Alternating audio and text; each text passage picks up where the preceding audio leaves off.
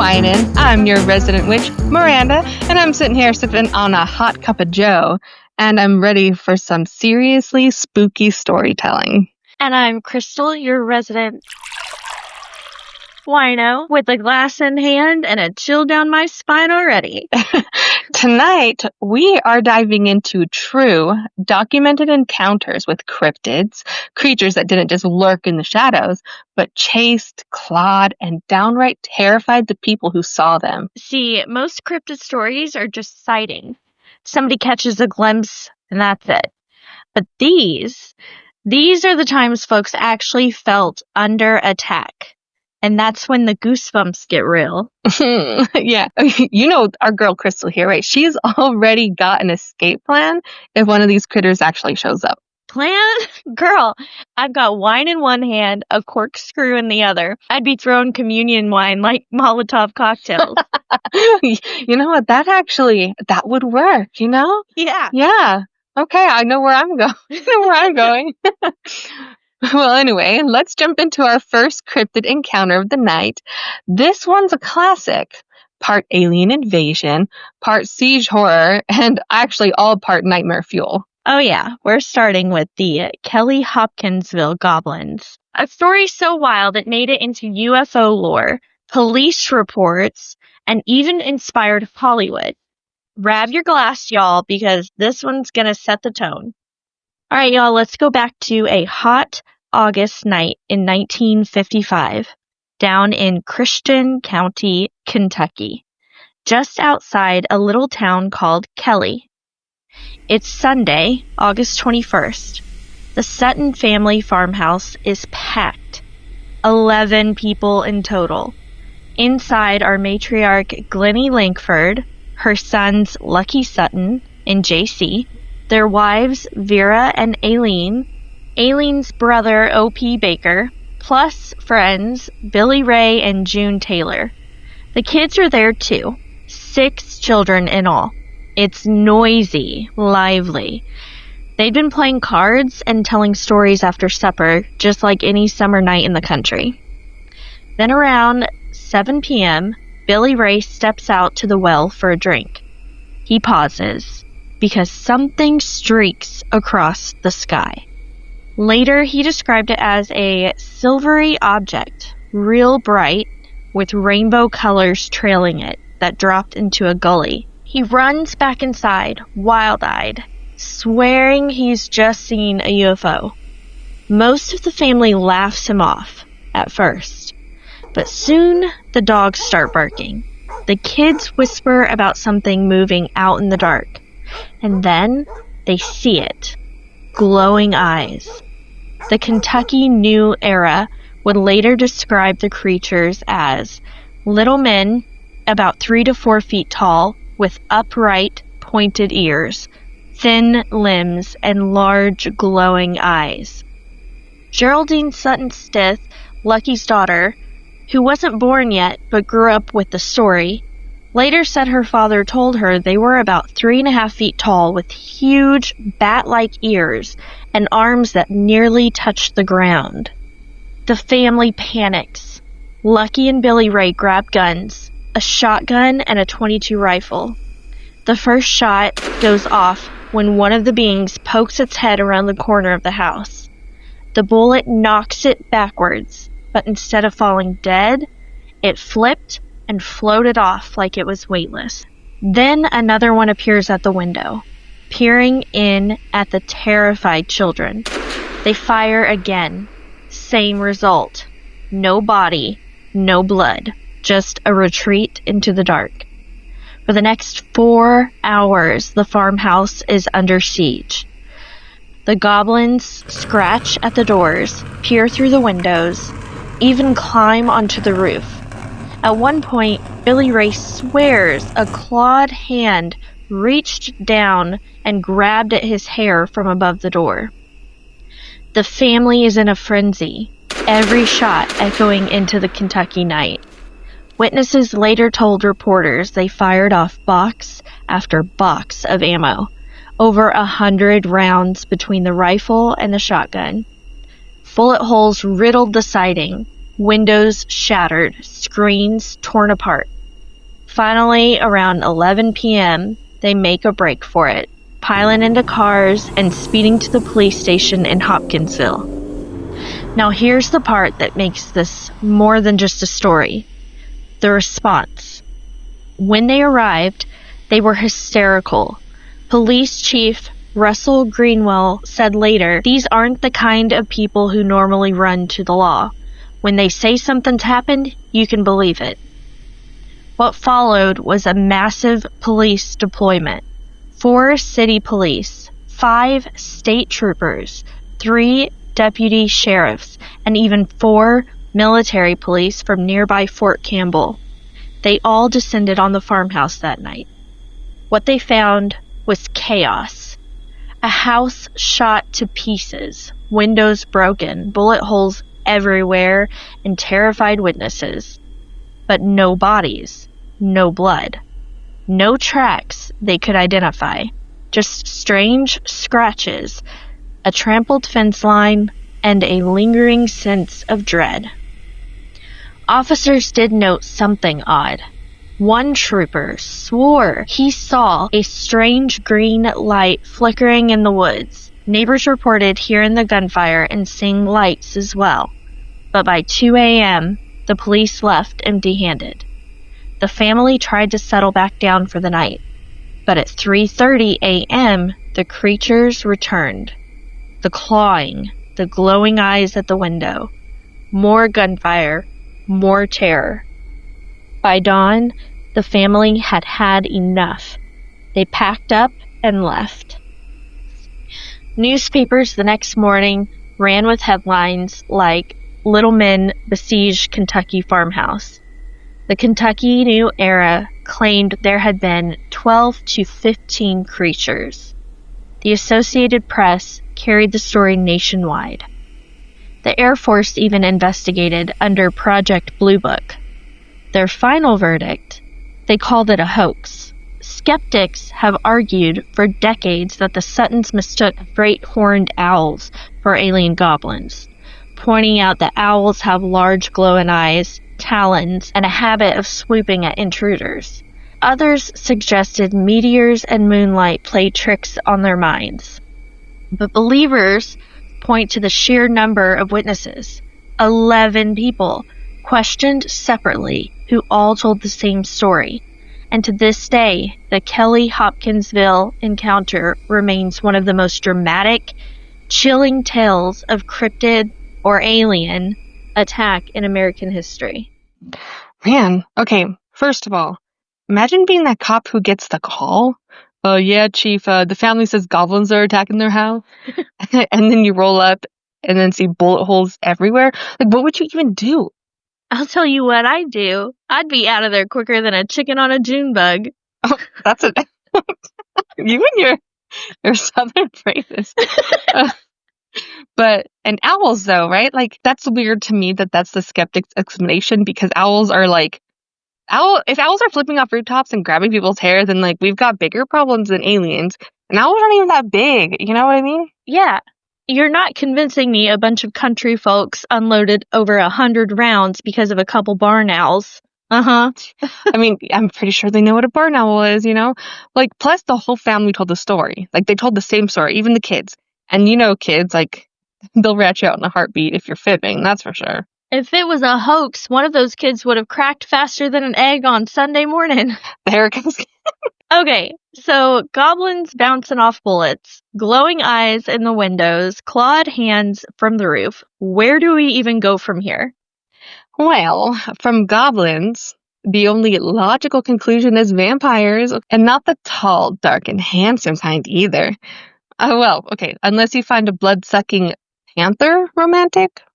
Ooh, I can't wait for this one. Okay. So, let me set the scene. In a quiet mill town of Bladenboro, North Carolina, population just 786 in the 1950s, something dark and terrifying emerged in the last days of 1953. The newspapers would soon call it the vampire beast of Bladenboro. It began on December 29th, 1953, a local man reported seeing a large black cat-like animal with a round face, and they were dragging a dog into the underbrush. When the dog's body was found, it had barely even been eaten. Instead, it was drained of blood. Like a vampire, like your normal, tall, dark, and handsome ones.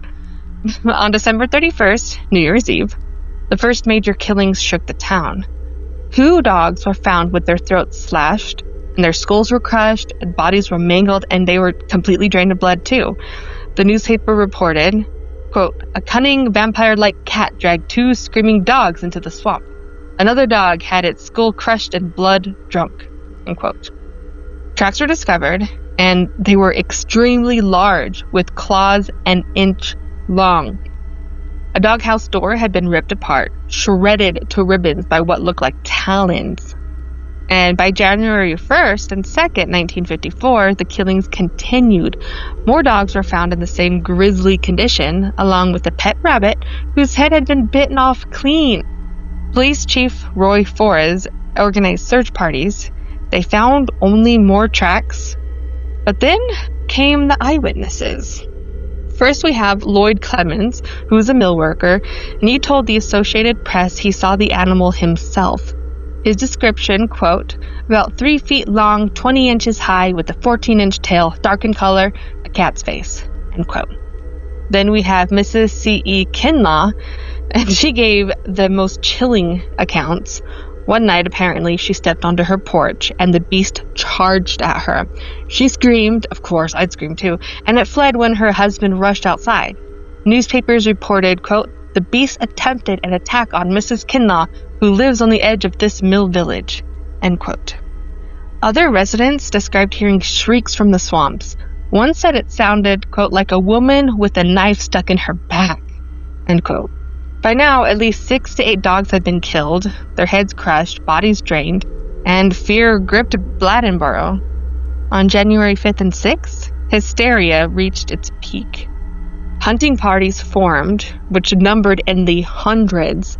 One dispatch read, quote, "Hunting parties with a total of 500 men and around 50 dogs surrounded this terrorized mill village tonight as a maddened, blood-sucking beast continues to roam at large," end quote. So, altogether, more than 1,000 armed men, greater than the population of the town, mind you, joined the hunt. Marines arrived, college students from Chapel Hill came with rifles, professional hunters poured in, including a man from Tennessee with bear dogs, and S.W. Garrett of Wilmington, who said his plot hounds got within 20 yards of the beast and heard a panther wailing. The mayor even considered calling the National Guard. So parents bolted the doors and locked children inside. Farmers leaned rifles against their sheds. Nights became a ritual of fear. The curtains were drawn, shades were pulled, and weapons were at the ready. The Charlotte Observer reported, quote, "All Bladenboro is up in arms about this mysterious thing called by some vampire. Should the varmint show itself in daylight, its carcass wouldn't be worth a plugged nickel, for all over Bladenboro the blue steel of rifles and pistols gleam in the warm January sun," end quote. Another report summed it up, quote, "Tonight's doors were bolted early and the cold grip of terror once more tightened on the town," end quote. Then, just as suddenly as it began, it ended. On January 13th, 1954, a professional hunter killed a bobcat. Mayor W.G. Fussell wasted no time declaring victory. He had the carcass photographed with a sign that read, "The Bladenboro beast has been captured. This is it." But few believed it. A bobcat might explain a chicken coop raid, but not crushed skulls and drained blood, or a town plunged into 6 nights of terror. Even Fussell himself later admitted he thought the affair was 90% imagination and 10% truth.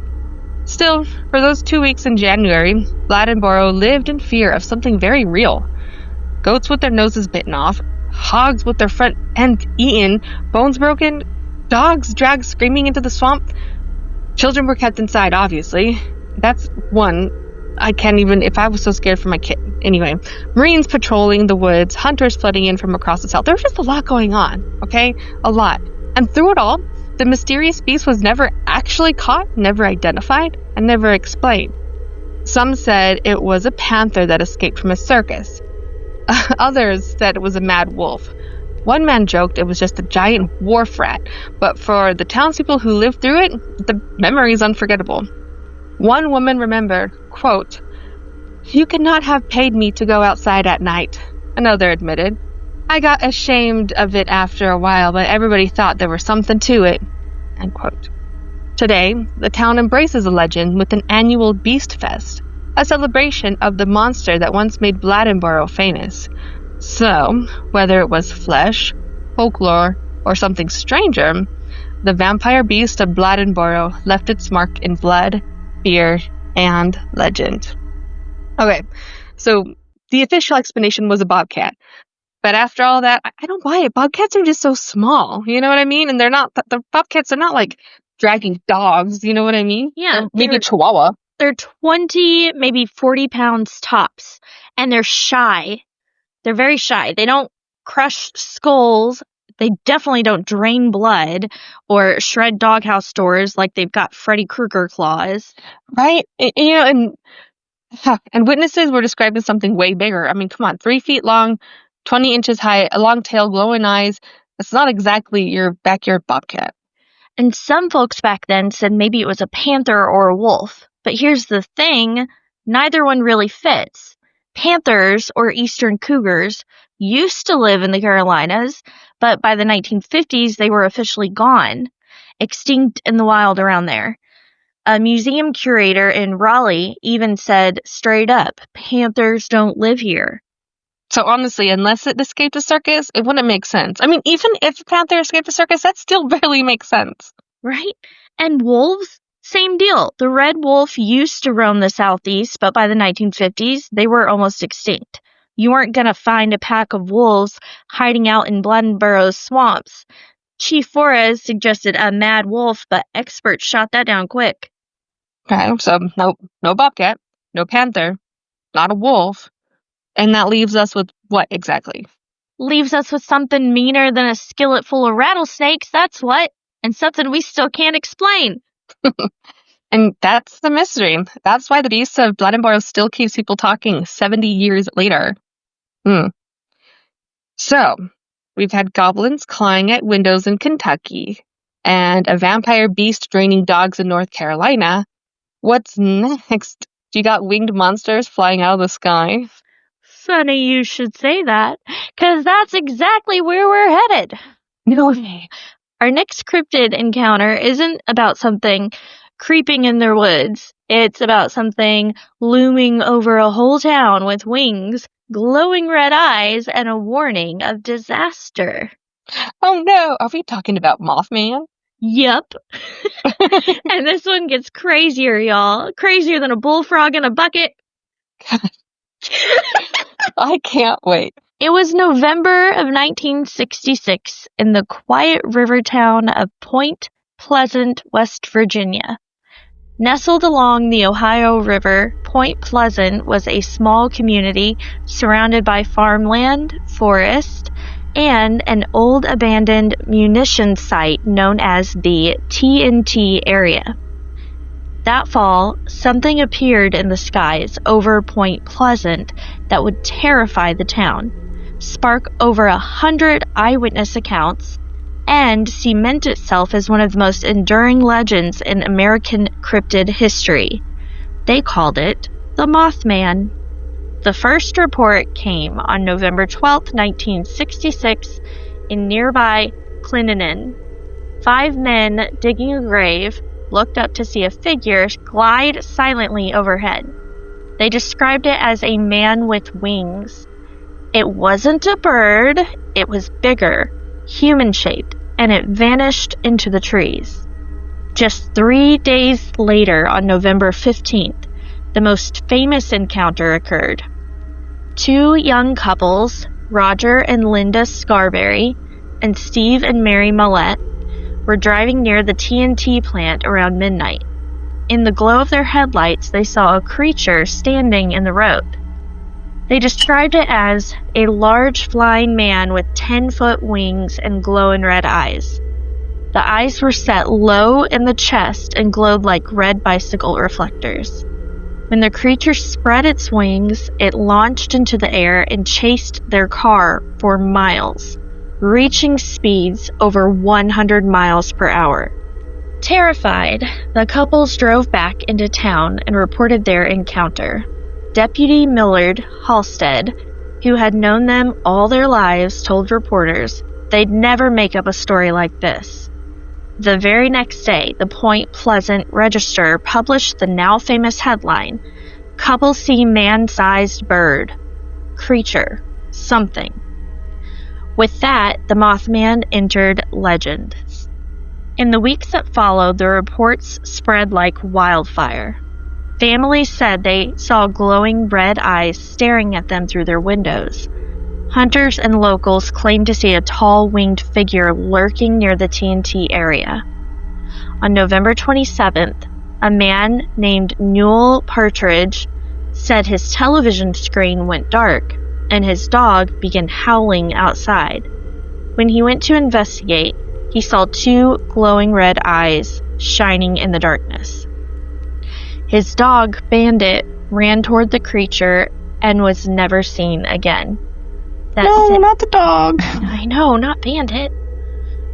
That same month, Marcella Bennett reported one of the most terrifying encounters.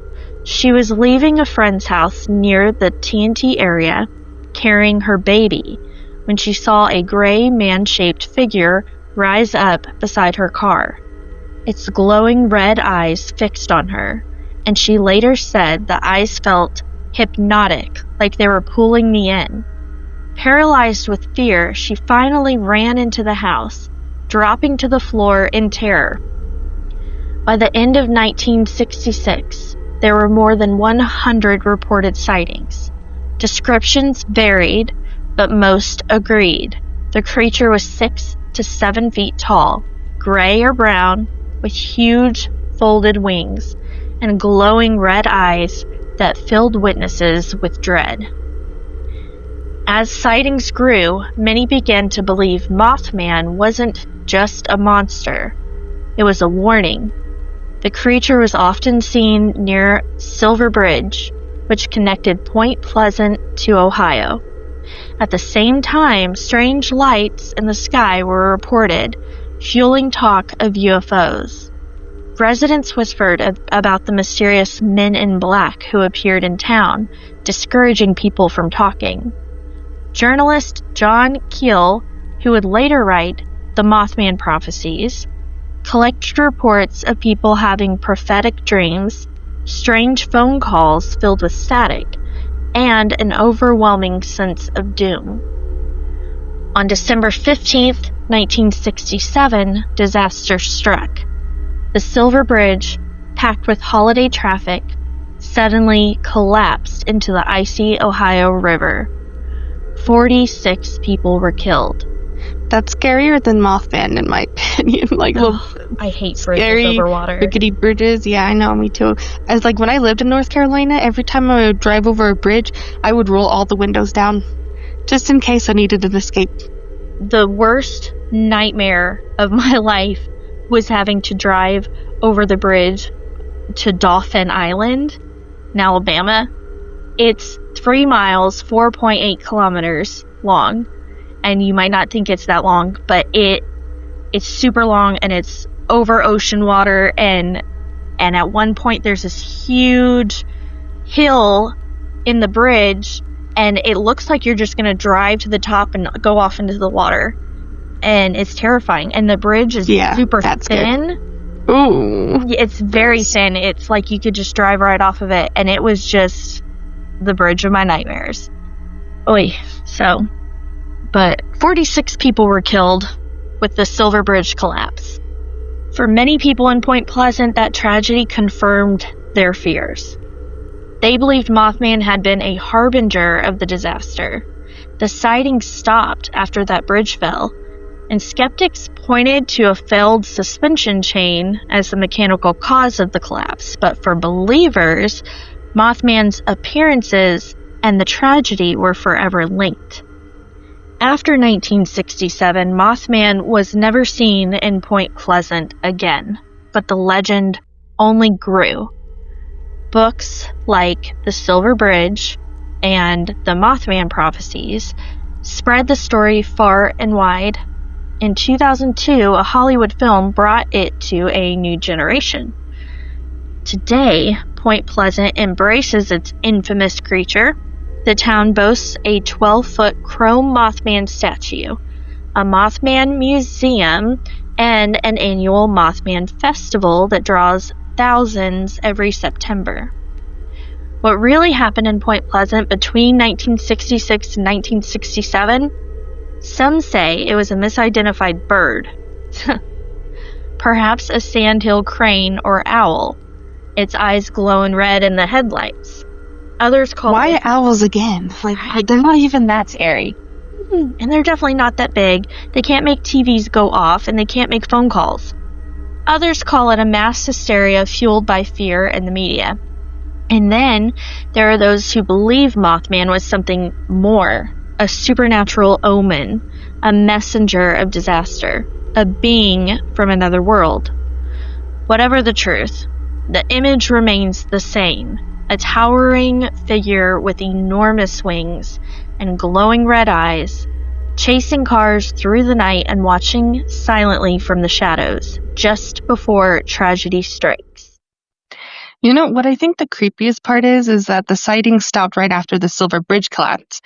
The timing is perfect, and it's like, why is that relevant to the story? Exactly, like, why? Exactly.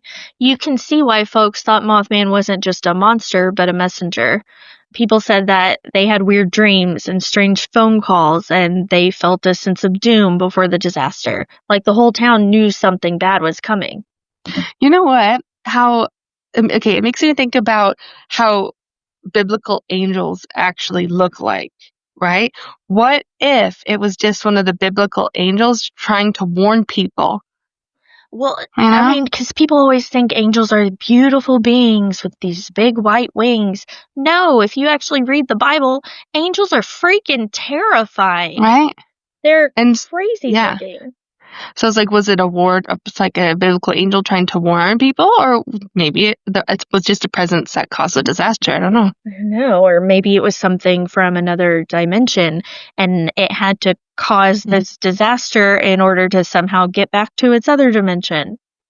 I don't know. But it depends on how you look at it. Some called it a guardian, some called it a curse, but either way, 46 people died that day and the sightings just stopped. And that's the real tragedy here. But yes. I mean, of course, the skeptics have their own answers. I've heard people say it was a sandhill crane, like what you said. I've heard that too. And a big owl, which again is ridiculous to me. They could have wingspans of up to 7 feet and glowing eyes when light hits them, but it's like, it's still, they say man shape. Yeah, it doesn't explain it keeping up with cars doing 100 miles an hour or standing in the road man-shaped glowing eyes in its chest. I don't care how big a crane is. The last time I checked, cranes don't chase Buicks.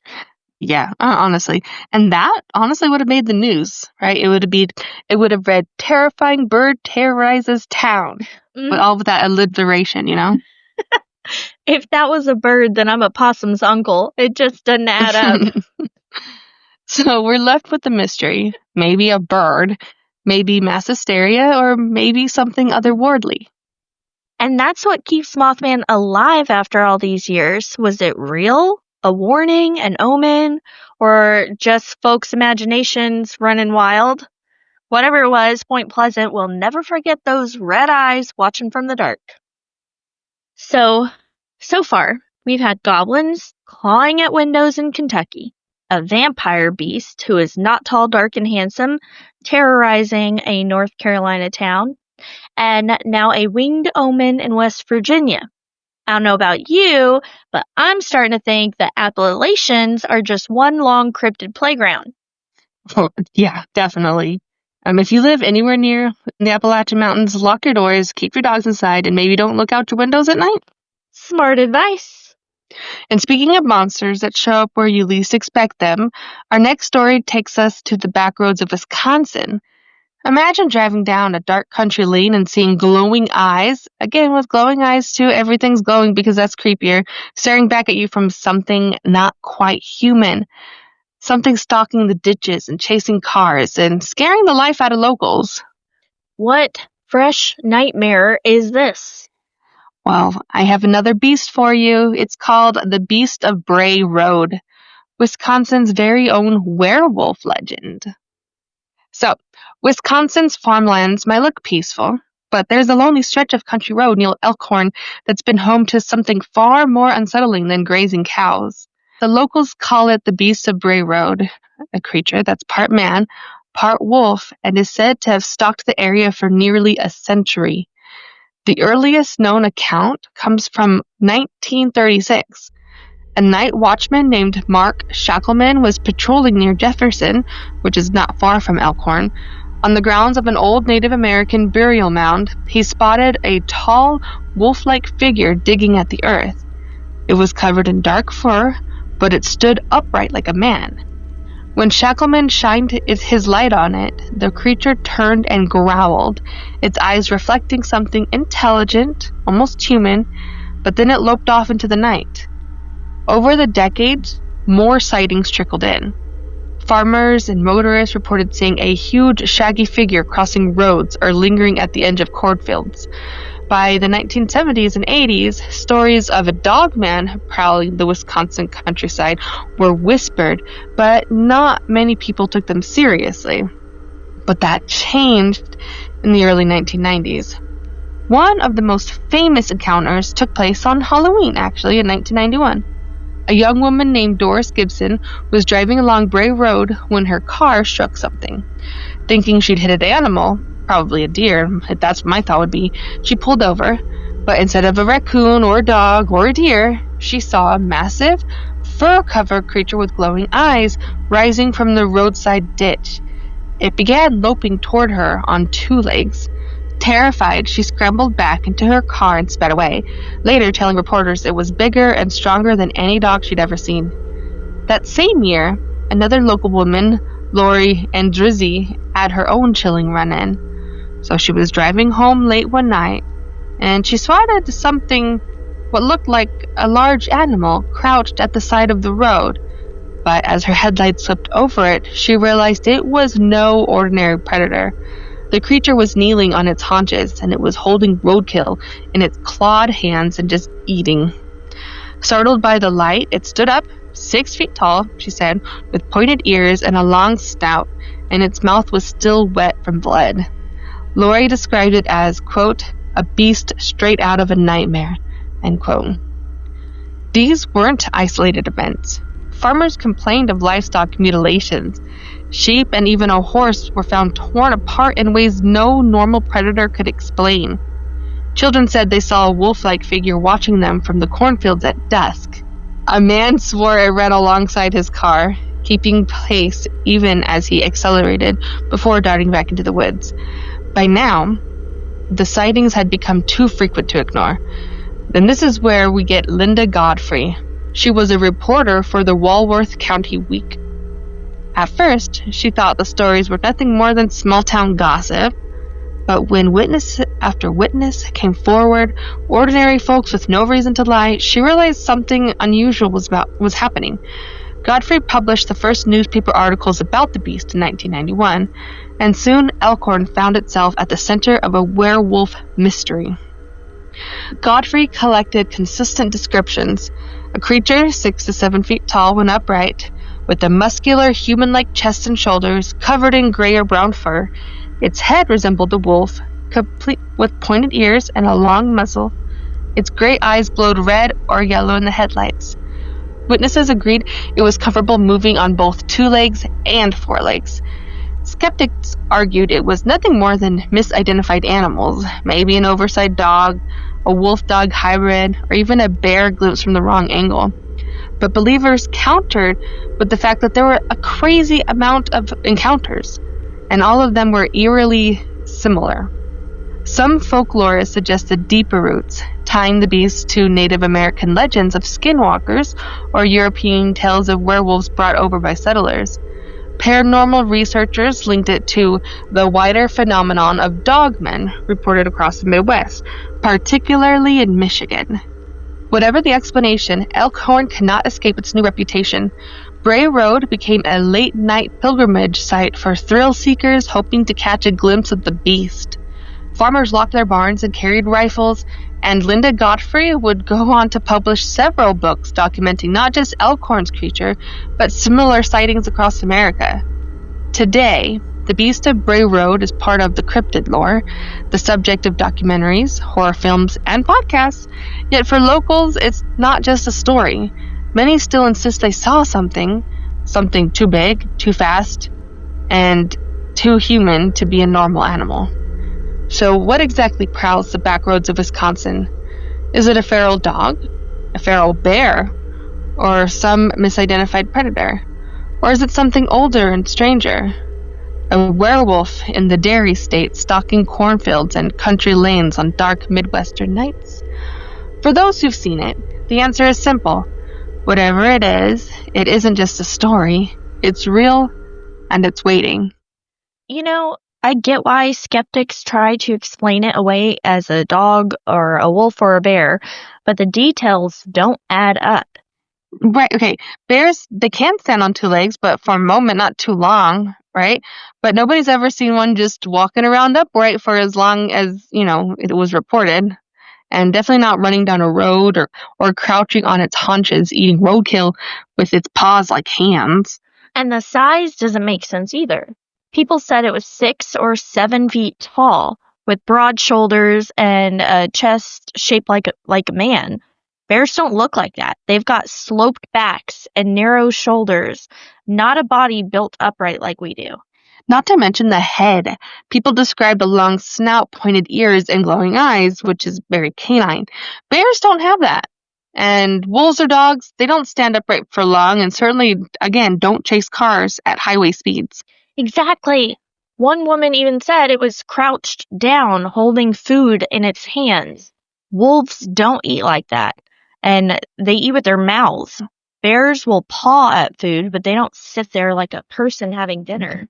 Right, like roadkill buffet, werewolf style. And if anybody tells me that's just a regular old dog, then that mutt must be eating thunder and crap and lightning to get that big. Oh my God. I'd actually pay money to see that. So no dog, wolf, or bear doesn't explain it. That leaves us with the fun stuff. Werewolf, dogman, skinwalker, or maybe something we haven't even put a name to yet. And whatever it is, Bray Road's got the legend locked down. You don't get this many people telling the same story without something real lurking out there. So we've had Kentucky Goblins, a vampire beast in North Carolina, a flying omen in the West Virginia, and now a werewolf on the back roads of Wisconsin. That's already a cryptid lineup that could fill a whole horror movie. And it gets crazier, y'all. For our next story, we're going back to West Virginia. This time to the small town of Flatwoods in 1952. Folks there didn't just see a shadowy figure in the woods. They saw something out of this world. Oh, okay. Out of this world. Is it an alien or a monster, of course, or... It's the Flatwoods Monster! 10 feet tall, glowing eyes, claws, and a spade-shaped head big enough to stop your heart. Some folks said it looked like a straight-up alien. It was the evening of September 12th, 1952, in the quiet town of Flatwoods, West Virginia. A group of local boys were playing football on the schoolyard just as the sun went down. Around 7:15 p.m., they noticed something unusual. A bright, fiery object streaking across the twilight sky. It cut a glowing arc overhead, then seemed to crash into the hillside on a nearby farm. Curious, and maybe a little thrilled, the boys decided to check it out. They gathered a small group: Edward and Fred May, Neil Nunley, Tommy Heyer, Ronnie Shaver, and 17-year-old Eugene Lemon, a West Virginia National Guardsman. They were joined by Kathleen May, the mother of the two boys, and they also had Lemon's dog there. Together, they began to climb the hilltop where the object seemed to fall. The dog ran ahead, barking into the growing darkness. But just as quickly, it bolted back, whimpering, tail tucked tight between its legs. That alone should have been enough to send them home.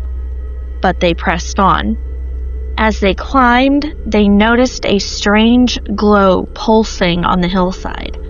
The air grew heavy with a thick, acrid mist that smelled of burning metal or sulfur. Several in the group would later suffer burning eyes, nausea, and vomiting just from breathing it in. At the top of the hill, near a large oak tree, they spotted two glowing orange eyes peering at them through the mist. Eugene Lemon, flashlight trembling in his hand, swept the beam upward, and that's when they saw it. The creature towered above them, estimated at 10 to 12 feet tall. Its head was shaped like the spade from a playing card, with no visible mouth or nose. Two fiery eyes glowed from within the face, burning like hot coals. Its body seemed clad in dark green or metallic armor, tapering down into a skirt-like lower half that gave it the appearance of floating rather than walking. From its shoulders extended long, claw-like arms tipped with talons. The entire figure seemed to shimmer in the mist, almost mechanical, almost alien. Witnesses said it emitted a hissing, high-pitched screech that pierced the night air. For one frozen moment, the group stood transfixed. Kathleen May would later tell reporters, "It looked worse than Frankenstein." Then the creature began to move, slowly at first, then gliding toward them, hovering across the ground, its claws outstretched, the sulfur stench growing stronger. Panic took over. The group screamed and fled, tumbling down the hillside in terror. Eugene Lemon, tough as a guardsman, was said to be as pale as a ghost, shaking uncontrollably. The children cried, the dog barked wildly. Somehow they made it back down, gasping for air, their eyes burning from the mist. When they told their story, they weren't met with disbelief. Police and a state trooper investigated that very night. They reported finding burnt ground, marks in the grass, and the same pungent odor still hanging in the air. But of the creature, there was no sign. The story spread quickly. Within days, the Associated Press carried headlines of a 10-foot monster with glowing eyes terrorizing a West Virginia hillside. Soon the entire country was talking about the Flatwoods monster. Skeptics, of course, had their theories. They said the fiery streak was just a meteor. Better not be another owl. They said it was an owl. Oh wait, hold on. The mist could have been gas or simply hysteria, but the creature, likely a barn owl, perched on a tree branch. Its glowing eyes reflecting in the flashlight, its body mistaken for something more. But how do you explain the burnt grass, the metallic odor, the sickness, the sheer size described by multiple witnesses? How do you explain the terror in their voices when they told what they saw? For the people of Flatwoods, there was no question. They came face to face with something otherworldly, an alien visitor, a monster from the sky. Over the years, the story has become legend. The creature is celebrated as the Flatwoods Monster, sometimes called the Green Monster. It has appeared in movies, TV shows, and even video games. Flatwoods itself built a museum, a statue, and even painted enormous chairs in its image. Yet for all the playful tourist attractions, that night in 1952 remains chilling. Picture it. The cool evening air, kids with a football in hand, a streak of fire cutting across the sky. A group climbing a hill in curiosity only to meet a towering figure with glowing eyes, spade-like head, clawed hands, and a sulfur stench that drove them screaming into the dark. Whether alien, monster, or misidentified owl, the Flatwoods encounter remains one of the most famous cryptid stories in American history, and one of the eeriest nights ever reported in West Virginia. That one gives me the chills. I mean, you can imagine being a kid chasing what you think is a meteor and then ending up face to face with that. Right? 10 feet tall, glowing eyes, claws, mist that makes you sick. It's like something straight out of a sci-fi horror movie, only this was real people in a real town telling what they really saw. And it wasn't just one person. Again, it was kids, a mom, even a guardsman.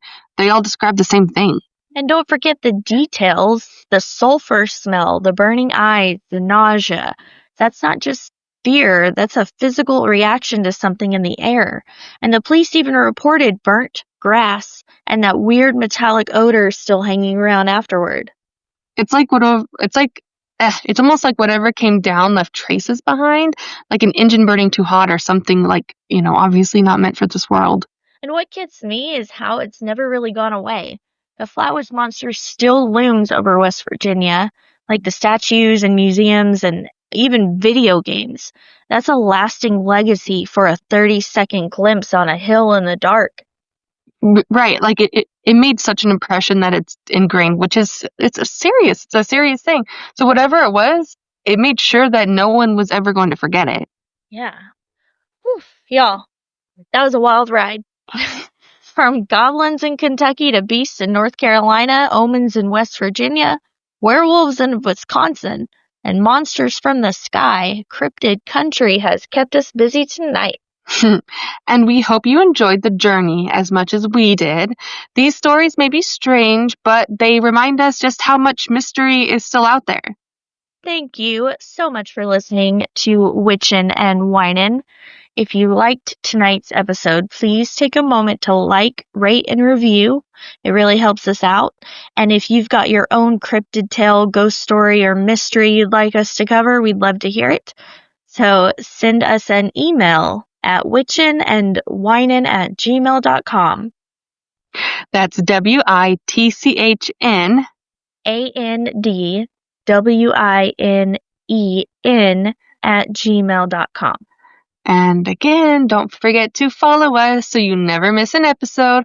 We've got plenty more mysteries, monsters, and maybe even a little magic coming your way. Until next time, keep your lights low, your glasses full, and your eyes open.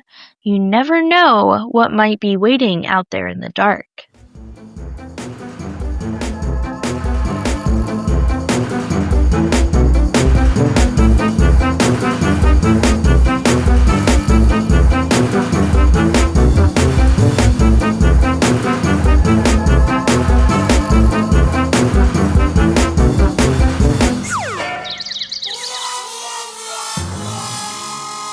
Good thing the beast of Bray Road doesn't live here. Yeah, 'cause we are out of dog food. Mothman can chase cars going 100 miles per hour. Big deal. I can chase the ice cream truck faster than that.